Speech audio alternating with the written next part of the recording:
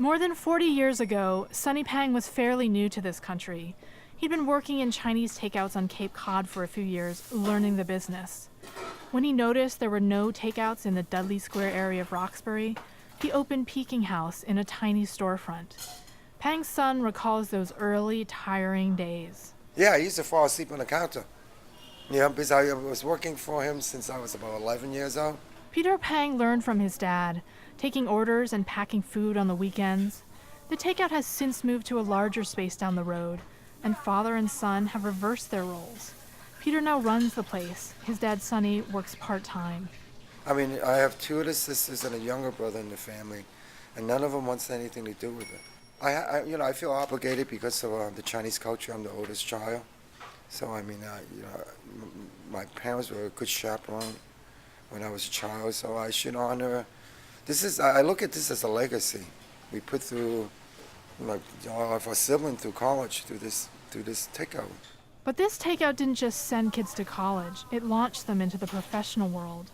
My oldest daughter, she's a doctor, OB/GYN. The other two kids work in a bank for the university department. Yeah. And they never worked here? No. Why did Peter work here?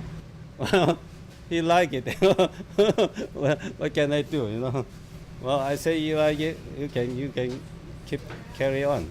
If not, and then I sold the place. Today, many new Chinese immigrants run takeouts because they require less capital than a sit-down restaurant, and they can be run by an extended family. UMass Boston professor Paul Watanabe has studied both immigrant restaurant owners and their children.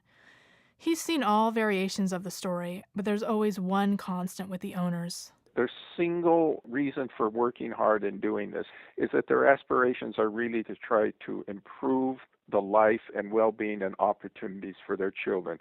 It's not their own aspirations that they talk about. It's the aspirations that they have for their children. The Pang family is living out one classic immigrant story of social mobility. The first generation works hard and makes sacrifices, which the second generation repays through professional success. But the definitions of success change with each new generation. What happens when the second-generation immigrant chooses to follow their own dreams instead of those of their parents? I come to this country in 1999, and right after high school graduate from Canton, China. This is Nathan Long. While he lived in Boston with relatives, his parents took jobs cooking in Chinese takeouts in Puerto Rico.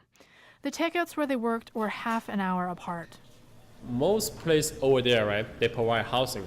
Downstairs, restaurant, upstairs, house, the living place. So they only see each other once a week. Meanwhile, Nathan was up in Boston, struggling to learn English and eventually getting an associate's degree at Bunker Hill Community College. And then I transferred to UMass Amherst and stay on campus, get my bachelor, and then I come back to Boston, start working in the finance field. About a year, and then I changed. He had realized his true calling, to work in restaurants. His parents, who had toiled in restaurants to send him through college, were not happy with his choice. For them, a professional job was about more than financial security or moving up in the world.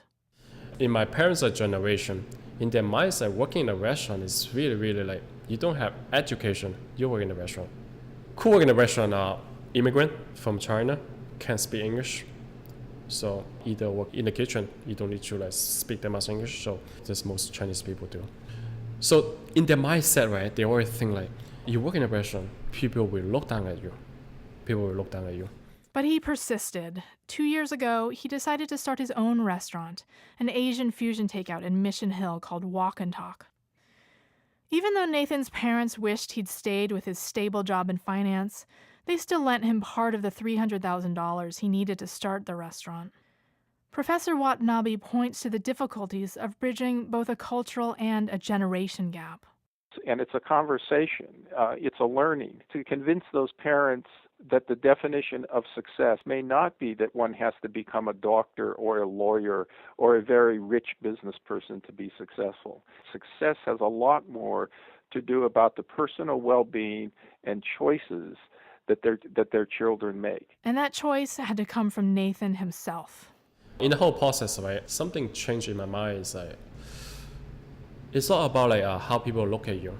I just want to do something I want to do because I don't live in other people's world. I live in my world. Back at Peking House, I'm talking with Peter Pang about his own kids. They're in their 20s, and they have no plans to take over the family business. His daughter is a banker, and his son is studying to be a history teacher. So what will happen to Peking House when he retires? I don't know. I haven't thought of that far yet. I don't have any thought of it right now because I'm enjoying being here so much. My dad still works there 20 hours a week. He cooks. He goes right into the cooking line. He gets really involved. He immerses himself. He's probably 74. If he doesn't work, he just goes bananas. My mom said, get him out of the house. So for now, even as the new generation climbs upward, the old still maintains the first foothold that started them out on their journey. Oh, hey, how you doing? What's up? Oh, how's retirement? How's everything? For Planet Takeout, I'm Val Wong, WGBH, Boston Public Radio.